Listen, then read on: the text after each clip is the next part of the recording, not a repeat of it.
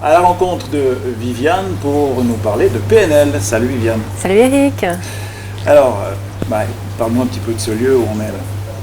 Alors, c'est un lieu magique que j'ai découvert il y a maintenant une année, que je suis installée. C'était en août l'année passée que j'ai découvert cet endroit magnifique pour justement pratiquer la PNL, un outil de développement personnel que j'ai découvert il y a maintenant 2 ans et demi, 3 ans. Hyper efficace, hyper accessible à tout le monde et qui est très très mal connu chez nous en fait. Et le but justement de cet entretien avec toi, c'est de faire connaître ça, d'expliquer aux gens et de faire connaître cet outil super génial pour être la meilleure version de soi-même. C'est fantastique. Je te propose c'est qu'on a à l'intérieur de ton cabinet. Avec plaisir. Vous expliquer tout ça. Avec plaisir. Alors Viviane, qu'est-ce que la PNL? Alors les jeunes me diraient c'est un groupe de musique. Ça c'est la réponse qu'on me fait très souvent. Voilà. Sauf que c'est aussi un groupe de musique. Mais en fait, on parle ici de programmation neurolinguistique. Alors c'est un nom un petit peu tordu quand même, enfin pas évident à retenir. C'est la façon dont on se programme. Par rapport à toutes les expériences qu'on peut vivre depuis la naissance, il faut savoir qu'on se programme des choses dans la tête. Et on se fait tous une carte mémoire unique. Donc la programmation, c'est nos apprentissages, comment on apprend, tout ce qu'on met en place comme stratégie. Les neurones, c'est les neurones. Sans les neurones, on ne ferait pas grand-chose, bien évidemment. Alors les neurones, ça nous sert à stocker l'information justement, mettre les informations en mémoire. Et puis il faut savoir que pour ce faire, elle filtre. L'information est filtrée par nos sens. Nos sens en PNL, on appelle ça le VACOG. Donc c'est le visuel, auditif, kinesthésique, olfactif et gustatif. Il faut savoir qu'on a tous un sens dominant. Donc on est tous ou plus visuel ou plus auditif, etc. selon le contexte ou selon l'endroit où on se trouve ou ce qu'on fait.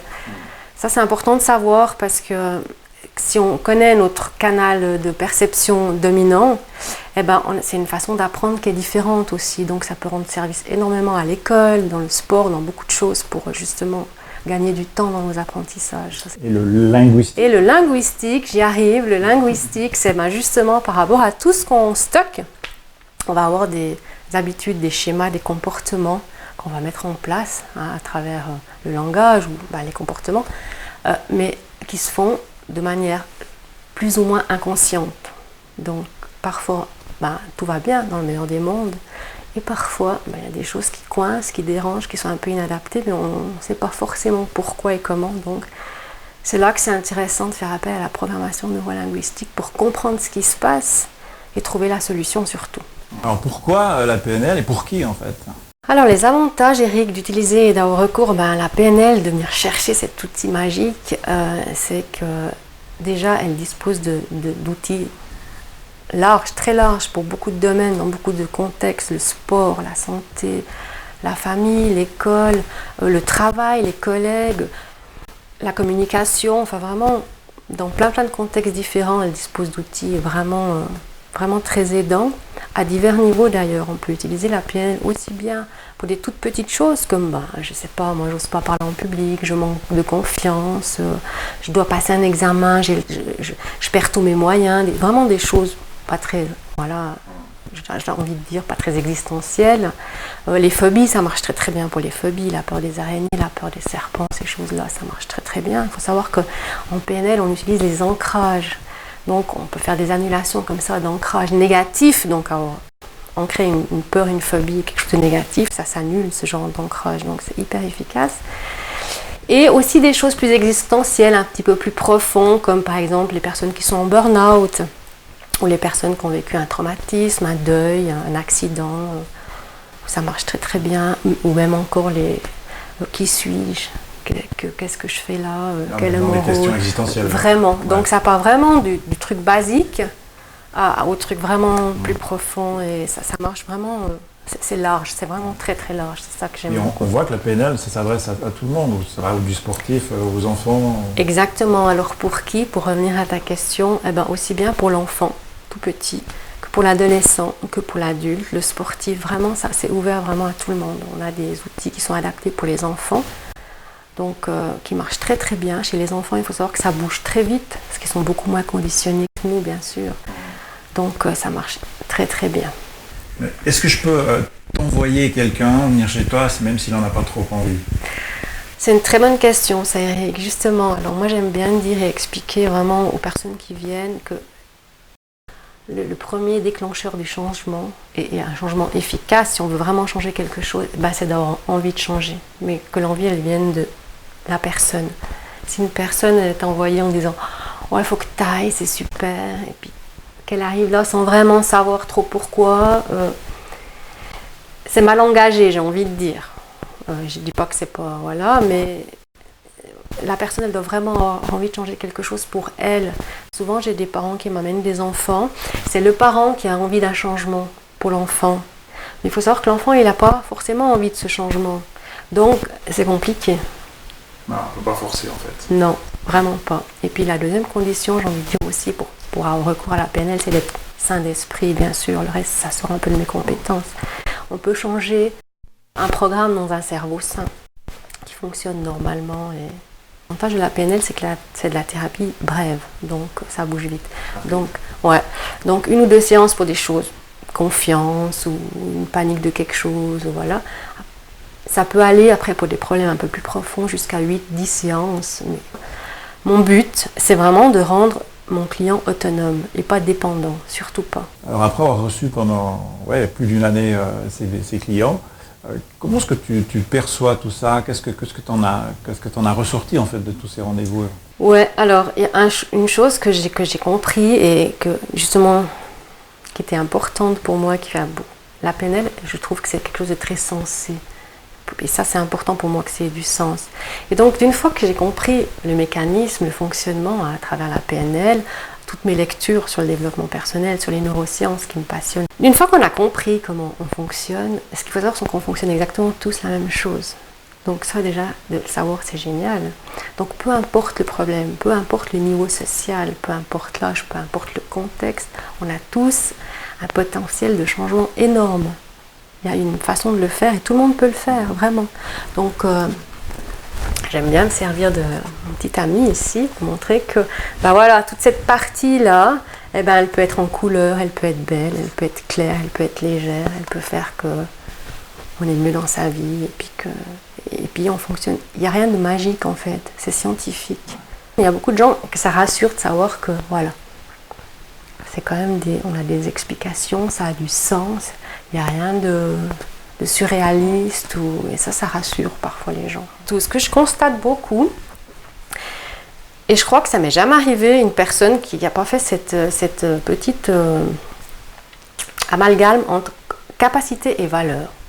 Les gens mélangent vraiment la capacité et la valeur. Une personne qui rate quelque chose, un enfant qui fait un mauvais résultat scolaire, et tout de suite il se sent nul. Un sportif qui perd son match, tout de suite il se sent nul, alors que ça n'a strictement rien à voir, ça n'a aucun lien, on est conditionné à ça.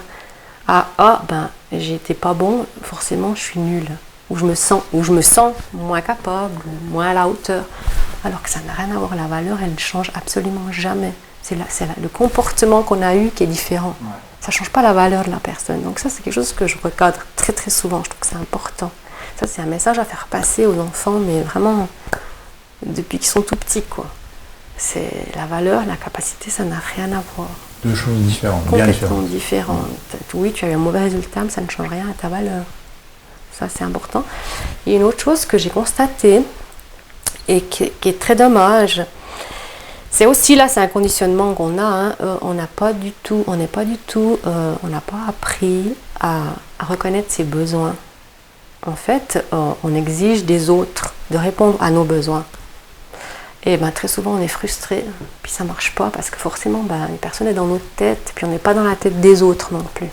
Donc ça pourrait jamais être comme on a envie que ce soit. Et vraiment ça c'est un problème qui amène des frustrations, qui amène des conflits, juste parce qu'on ne sait pas exprimer. En fait voilà, moi j'ai besoin de ça maintenant. Et souvent d'ailleurs on ne reconnaît pas notre besoin, on ne sait pas vraiment de quoi on a besoin, on n'a pas appris à savoir exprimer ça. Ça aussi, c'est un gros défaut, je trouve, qu'il faudrait que qu'on corrige assez rapidement. Ça, justement, la PNL peut l'apporter. Ah ouais, vraiment. Ouais. D'ailleurs, je vais mettre en place des ateliers très soudains pour justement aller à l'écoute de ses besoins. Parce que si on sait exprimer nos besoins, c'est beaucoup plus facile. Ouais. Alors, si on veut en savoir plus, comment est-ce qu'on peut faire justement par rapport aux ateliers, par rapport à ces choses-là? Oui, alors il faut consulter. J'ai une page Facebook où je mets régulièrement les ateliers que j'organise. Donc, il y aura des ateliers pour les parents et enseignants, justement, ceux qui sont intéressés à comprendre le VACOG que je parlais tout à l'heure, hein, quel c'est le canal que l'enfant préfère pour apprendre. Comme ça peut donner beaucoup de pistes pour l'accompagner dans sa scolarité, ou même pour les enseignants aussi, pour les accompagner, pour le voilà. Eh ben, lui qui est plutôt visuel, je peux lui apporter ça, lui qui est plutôt auditif, ben, je peux lui apporter ça. Ils vont apprendre beaucoup mieux, être beaucoup moins frustrés, avoir plus d'estime, plus de confiance. Donc ça, c'est un atelier que je vais mettre en place. Je travaille avec des enfants sur des ateliers sur la confiance aussi, autour d'un jeu qui marche très bien. Les enfants, ils aiment beaucoup ce jeu. J'ai aussi mis un atelier en place pour les ados, jeunes ados, par rapport aux écrans, pour les sensibiliser aux écrans. Alors là, le but de cet atelier, c'est vraiment pas de les juger ou d'interdire, ou voilà, c'est vraiment qu'ils prennent conscience du pouvoir que l'écran peut avoir sur eux. Un petit mot pour conclure, Viviane? Oui, alors pour conclure, je pense que la PNL, elle gagne vraiment à être connue, qu'on aurait bien tort de s'en priver. C'est vraiment un outil de développement personnel qui vise à l'autonomie, à être heureux, à être libre. Qui n'a pas envie de ça? Je pense que tous les profs, les accompagnants, les coachs, toutes les personnes qui sont un petit peu autour, qui cogitent dans l'enseignement, enfin, tout ça, devraient avoir accès à ces outils, devraient être formés à ces outils. Vraiment, c'est hyper aidant, hyper utile. J'oserais même dire, selon mon avis, mais ça reste mon avis, que ça devrait être inclus dans le programme scolaire. On devrait inclure une branche, voilà, pour apprendre des outils tout simples de développement personnel qui apprennent à l'enfant à se responsabiliser, à être autonome, à se sentir confiant, estime, valeur, des choses importantes quand même, je trouve, qu'on pourrait inclure gentiment dans le programme scolaire, ce serait génial. Ma redéfinition à moi de la PNL serait pouvoir naviguer librement. Je trouve que c'est ce que tout le monde aura envie de faire. Bienvenue à tous. Et diffuser cette vidéo, il faut que tout le monde connaisse la PNL, c'est vraiment... Merci Viviane pour cet entretien. Mais merci à toi Eric.